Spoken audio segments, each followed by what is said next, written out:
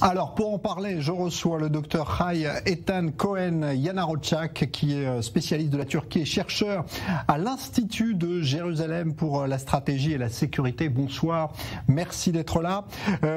C'est un accord qui profite surtout aux Israéliens, parce que les compagnies turques étaient déjà en Israël. En effet, vous avez raison. Ce que nous voyons ici, c'est encore une étape positive dans l'amélioration des relations entre les deux États.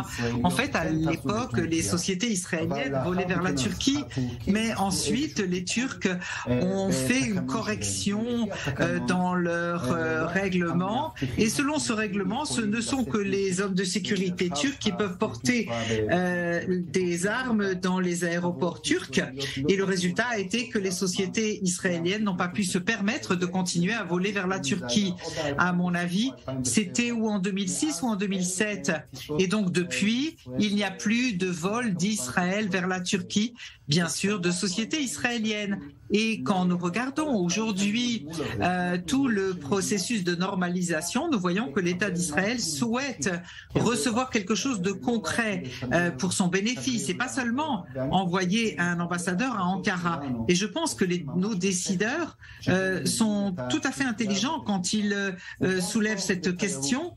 Et c'est bon aussi pour le tourisme turc parce que cela permettra d'envoyer en Turquie bien plus de touristes et ça renforcera aussi les sociétés israéliennes. Donc ce que vous nous dites, c'est que cela est possible aujourd'hui parce que ce sont les Turcs qui aujourd'hui souhaitent à tout prix se rapprocher de nouveau d'Israël. Ce sont eux les demandeurs en quelque sorte. En effet, vous avez raison. Ils souhaitent se rapprocher d'Israël et Israël souhaite en tirer bénéfice.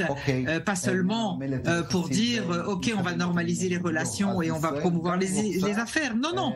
Israël souhaite aussi, disons, avoir des résultats économiques comme par exemple cet accord d'aviation qu'ils n'ont fait que paraffer aujourd'hui. On attend encore la signature définitive, mais aussi, entre-temps, en parallèle, Israël est intéressé à recevoir quelque chose de concret dans le domaine politique qui intéresse Israël, à savoir que le Hamas ne soit plus présent en Turquie. On n'en est pas encore arrivé là pour ce sujet. Alors, ce que nous voyons, petit à petit, on promeut les entreprises et les affaires. Il y a un mois à peu près, nous avons vu la coopération entre les organisations de renseignement, le Mossad et le MIT turc. Et maintenant, nous voyons encore une opération positive. Et chaque mois, nous voyons encore un pas en avant et les choses avancent et c'est formidable. Alors, ce qui est sûr aussi, c'est que Israël, aujourd'hui, dans ce rapprochement avec la Turquie, cherche également à obtenir, on va dire, des bénéfices diplomatiques et politiques. Yair Lapid se montre aujourd'hui comme celui qui est le champion un petit peu de ce rapprochement avec la Turquie. Il y a le président Herzog aussi qui joue un rôle très important. Il y a des dirigeants, finalement, israéliens aujourd'hui qui sont en très bon terme avec les dirigeants turcs. Tout à fait. Il y a environ 2 ou 3 semaines, Yair Lapid était en Turquie. Il a rencontré son homologue Just Çavuşoğlu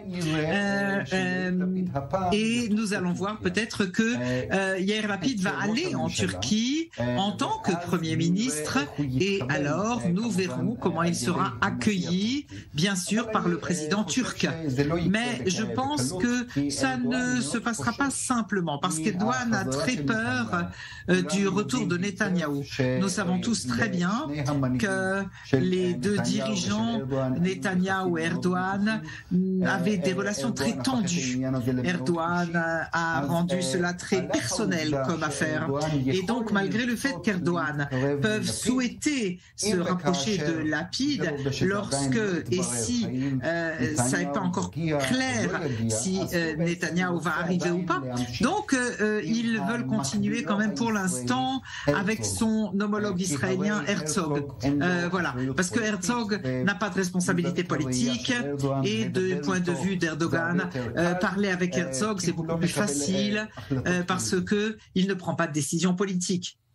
Merci beaucoup pour ces explications, docteur Hayetan Cohen Yanarotzak. Je rappelle que vous êtes chercheur au JISS, l'Institut de Jérusalem pour la stratégie et la sécurité, spécialiste de la Turquie. Voilà donc pour ce dossier turc.